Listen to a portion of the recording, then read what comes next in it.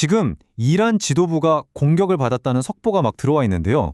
오늘 이 소식 저희가 한번 제대로 파헤쳐 보겠습니다. 빠르게 퍼지고 있는 이 소문들이 대체 어디까지가 진실인지 지금부터 하나씩 짚어보죠. 자, 그럼 바로 본론으로 들어가 볼까요? 지금 모두가 던지고 있는 가장 큰 질문, 바로 이겁니다. 정말로 이란 지도부를 노린 공격이 있었던 걸까? 하는 점이죠. 모든 건 딱 하나의 보도에서 시작됐습니다. 이란에 공습이 있었다, 이런 내용이었는데요. 자, 그럼 그 첫 보도 내용부터 한번 따라가 보겠습니다. 이야, 시작부터 정말 충격적인 내용이죠. 이 보도의 핵심은요, 다른 누구도 아니고 바로 이란의 절대 권력자, 최고 지도자인 알리 하메네이의 관저가 공격을 받았다는 겁니다. 아니, 근데 이런 주장을 하려면 근거가 있어야겠죠? 이 보도에서는 그 증거로 미국 위성 데이터를 딱 제시합니다. 위성으로 찍어보니까 관저 단지에 뭔가 파손된 흔적이 보였다, 뭐 이런 얘기예요. 그런데요, 이야기가 여기서 끝나질 않습니다. 오히려 더 커져요. 표적이 최고 지도자 한 명만이 아니었다는 주장이 나오기 시작하거든요. 이 사건의 판이 훨씬 더 커지는 순간이죠. 자, 보도에서 거론된 인물이 총 3명입니다.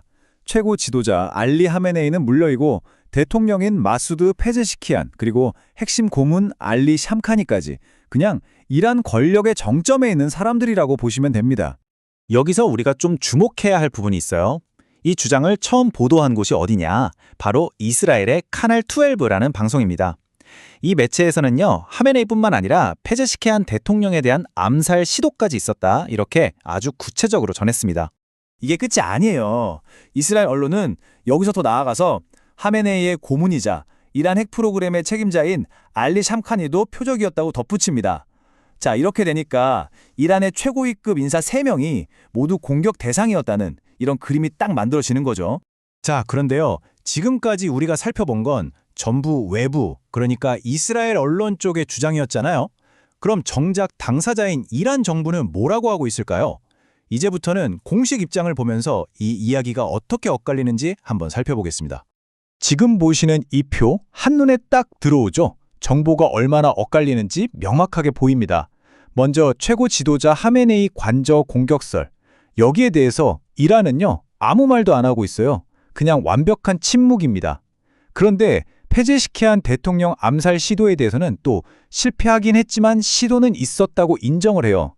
보세요. 하나의 사건을 두고도 반응이 이렇게나 다른 겁니다. 이란 정부 쪽에서 나온 유일한 공식 확인은 모하마드 자파르 가임페나 부통령의 입을 통해서였습니다. 대통령 암살 시도가 있었던 건 맞다. 하지만 실패했고 대통령은 무사하다. 딱 이렇게만 밝힌 거예요. 그러니까 수많은 의혹들 중에서 이란이 공식적으로 인정한 건 딱 이 부분 하나뿐이라는 거죠. 자, 여기까지 쭉 들어보시니까 정보가 막 뒤섞여서 좀 복잡하다, 이렇게 느끼실 수도 있을 것 같아요.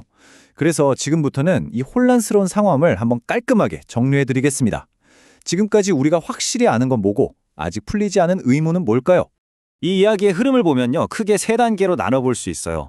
첫째, 미국 위성사진을 근거로 최고 지도자 관저가 공격받았다라는 보도가 터져 나옵니다. 둘째, 이스라엘 언론이 이걸 받아서 대통령이랑 고문 암살 시도까지 있었다라면서 판을 확 키우죠. 그리고 마지막 셋째, 이란 정부는 대통령 암살 시도 실패만 딱 인정하고 가장 핵심 의혹인 최고 지도자 공격설에 대해서는 입을 꾹 닫고 있는 상황, 바로 이겁니다. 결국 우리는 다시 맨 처음의 질문으로 돌아오게 됩니다. 이렇게 쏟아지는 주장들과 의도적인 것 같은 침묵 속에서 진짜 진실은 과연 뭘까요?